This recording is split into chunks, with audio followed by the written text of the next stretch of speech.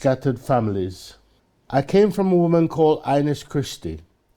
Our family has scattered the globe like the crumbs of a broken biscuit, like the shrapnel of an exploded bomb that scattered us in places like England, Canada, America, Cayman, and the far continent, Australia.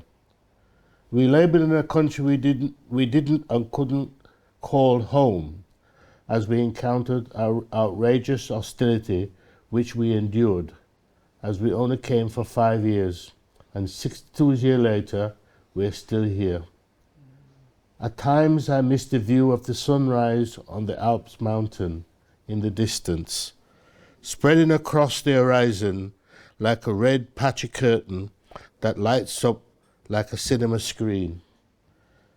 Long to see the family, like my brother, my sister, uncles, left behind, at the time seeing nieces and nephews for the first time as we behaved like strangers in the night, and my gran with the Jamaican plaid wrapped around her head, looking frail as she aged.